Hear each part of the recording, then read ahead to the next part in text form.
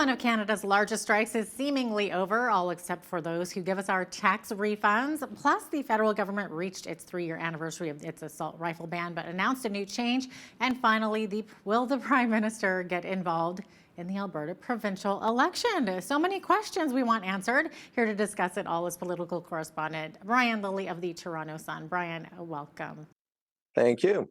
Absolutely. Okay, so big news this week as everyone heard that a tentative deal was struck, meaning one of Canada's largest strikes in history has come to an end for most, but not for all, federal public service workers. The strike had shut down ports, government office buildings, and had threatened grain shipments and other key services. But Brian, wages seem to be the final sticking point. So how did things turn out? The union says that they got one increase, the government another. So what's the difference? You know, I love that the union is going with compound wage increases, and the government's going with a standard increase. So the union says, "Oh, we got a 12.6% wage increase when you look at it compounded." And I say this because I regularly will report on a public service strike and what the union wants with what's the compound effect of their wage increase. So it's, for example, it's 4% this year. Well, 4% plus 4% plus, et cetera, you arrive at one number. If you just add up the annual increases, you arrive at another number. So now the union, which normally gets angry when I report on their compound demands, is saying, "Oh, we got 12.6%. Well, what they wanted was 14.5% not compounded, which probably means closer to 20% compounded. But now they're using the compounded way of adding it up because it makes it sound better. The government's saying that they agreed to an 11.5% wage increase over 4 years. Originally, it had been 9% over 3 years was their offer. So, look, as I said to Hal last week, you can find some common ground and arrive at something. Turns out they arrived closer to what the Trudeau government was offering than what the union wanted. So it's 11.5% over 4 years. That's just shy of 3% a year. And it's higher in some years, lower in others. The last year of the contract, it's just a 2.2% wage increase, but some years it's over 4. That's because of the way inflation has been wreaking havoc with all of our budgets. But yeah, I'm just smiling at the fact that the union they're now on board with compound wage hikes because they weren't when I reported that they wanted really big ones in the past. That's interesting. Now, I had heard that many of these workers actually only make between $40,000 and $60,000 a year. Had you heard otherwise? It's between about $55,000 and $75,000 a year. So they are, when you look at what the average Canadian works, they're on the upper end of the average Canadian worker. Are they in the top 5%, the top 1%? Not these workers. Some of the executives within the federal government absolutely would be, but these are people who are making normal but decent, very decent wages when it comes to the jobs that they're doing. They also get good benefits, they get good pensions, and they're also going to get a $2,500 signing bonus. So, according to the Canadian Taxpayers Federation, the strike cost the average striking worker in that wage band that I talked about $2,300. So yeah, they're going to be out $2,300, but in a couple of weeks, they're going to get a $2,500 signing bonus. And so the strike has effectively cost them nothing.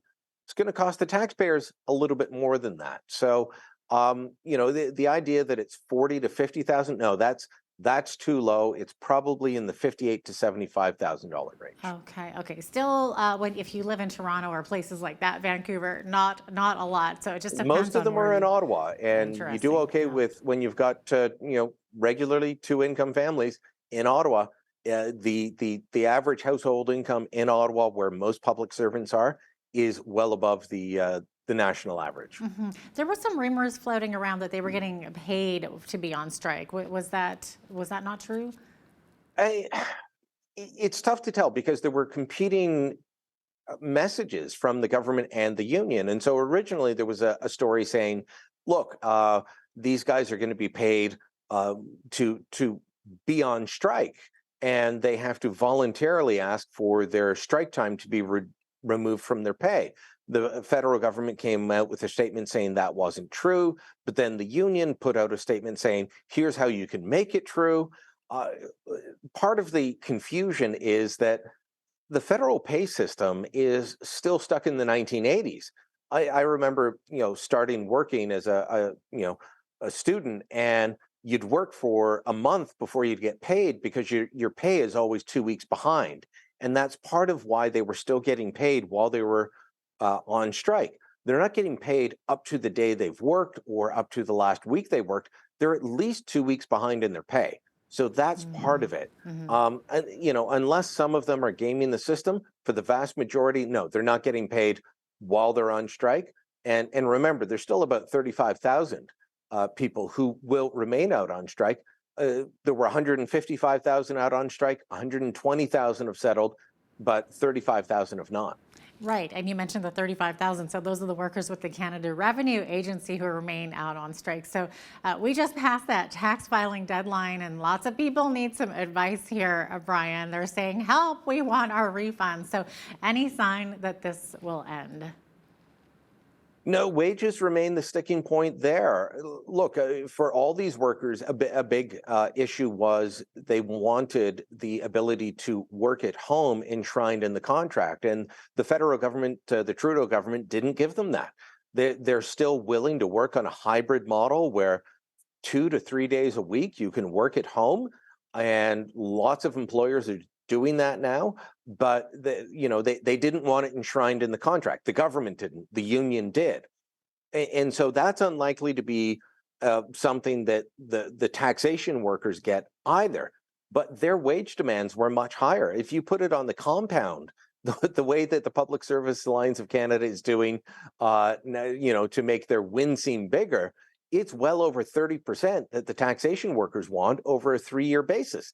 And that's simply unsustainable. That is not something that any government can agree to, because if the federal government agrees to this, okay, I know you guys are you're in the middle of an election in Alberta, but shortly there could be, whoever forms government will have to negotiate with public sector workers. And if you've got 30% over 3 years at the federal level, well, guess what? Your nurses, your teachers, your firefighters, your police, all of them are going to turn around and say, well, wait a minute, the federal guys got 35% over 3 years. We want the same.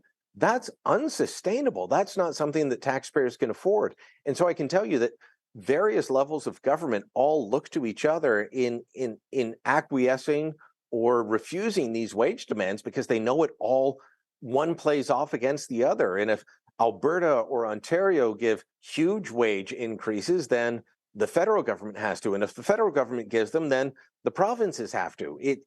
So they're all cognizant of that. And they're all trying to make sure that they're respectful of taxpayers' money. I know that's odd for me to say with this Trudeau Liberal government, but in this case, it's actually true. Mm-hmm. Okay, now you mentioned it, the Alberta election. It's underway here. So there have been some flashpoints between the Alberta Premier and UCP leader Danielle Smith and the Prime Minister, Justin Trudeau. So do you expect Trudeau or his team to get involved and try to help defeat Smith and elect Rachel Notley and the NDP? What do you think will happen there? I don't expect Trudeau to get involved. Now, don't hold me on that. He may, but I don't expect him to get involved. But his team, I've already seen some top Liberals making comments about how Rachel Notley is great, how Rachel Notley should be reelected. And so I wouldn't be surprised to find out that there's some common ground there. Of course, there's no Liberal Party in Alberta. And so where do those Liberals go? Well, some join up with the UCP or previously had been members of the Progressive Conservative Party of Alberta. Yeah, there is a very small Liberal Party in Alberta. Yeah, but it's not a factor. I mean, I remember covering the debates and feeling sad for the Liberal leader there. Like Yes. they don't win seats and they're not going anywhere. So what do federal Liberals do? They tend to go to one of the two parties that will win, depending on how they view things. And the current iteration of the federal Liberal Party under Prime Minister Justin Trudeau is very much closer to the NDP than the old blue Liberal that if you were Jean Chrétien, you might have been aligned with. So I could see some top Liberals, especially from Alberta, looking to help Rachel Notley. I can also see some, a much smaller amount, either staying silent or quietly helping the UCP.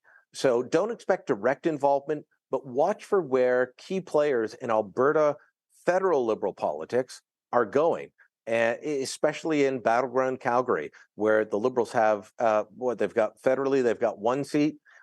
They'd like to have more. What are they doing? Who are they helping? Are they trying to are they sitting on their hands, or are they trying to get Rachel Notley and the NDP elected in Calgary? Because if the NDP take Calgary, we know they're going to take the province. If they don't, well, things are different. Interesting to see what will happen there. Switching gears here, Monday marked the 3-year anniversary of Trudeau's government's ban on what they called those military-grade assault weapons. So in those 3 years, the Trudeau government didn't pass any legislation, but they have faced court challenges and spent a lot of political capital. So on Monday, they announced more changes. So what happened here, Brian?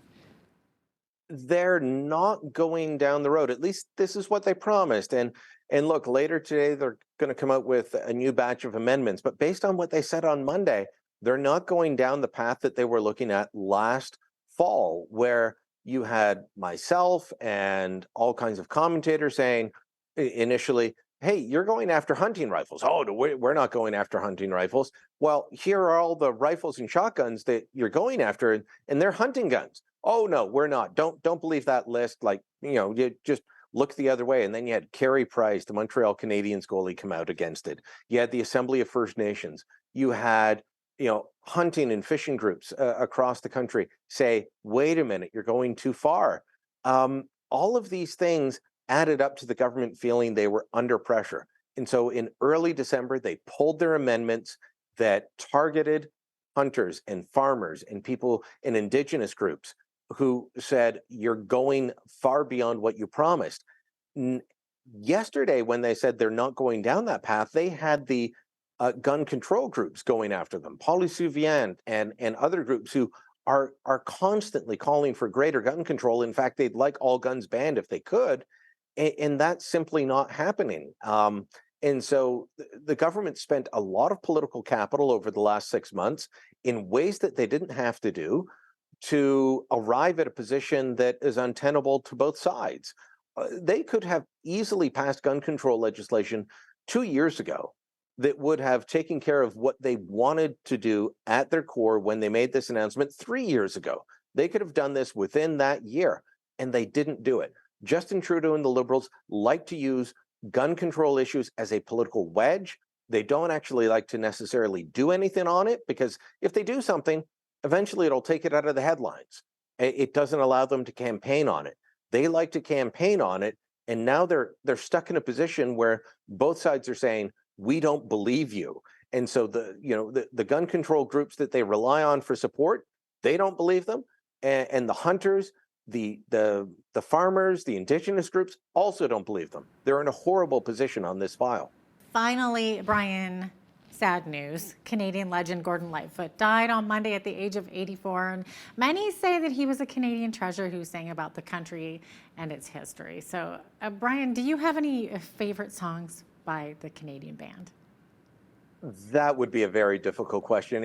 I'm speaking to you, and you're in Lethbridge. You might think I'd say Alberta Bound, which is a song. I know that. Paul Brandt. Paul Brandt has a song with the same name. Yes. I'm sorry, Paul. Forgot your last name briefly as I'm thinking about Gordon Lightfoot. They both have songs named Alberta Bound. Very different songs, but yes. Gordon Lightfoot's in the '60s was a brilliant song. Once upon a time, I might have said Wreck of the Edmund Fitzgerald, but this morning I got up and one of the first songs I put on was Early Morning Rain, where he's singing about flying back to Alberta. He's saying about Alberta a lot. He's an Ontario boy. He's from Orillia, north of Toronto, and he died at Sunnybrook Hospital here in Toronto. But he had a love of this country that spread straight, from one end to the other. And any of these songs, the Canadian Railroad trilogy, all of them just absolute treasures. I'm sad that I didn't get to meet him, didn't get to see him live in concert even. Many of my colleagues at the Toronto Sun not only got to see him in concert, got to know him personally because he was a very open man with the media and loved talking to people. And we're all the worse for not having him with us today. Oh, absolutely. I have chills. Brian Lilley of the Toronto Sun, thank you so much for being with us today. Thank you.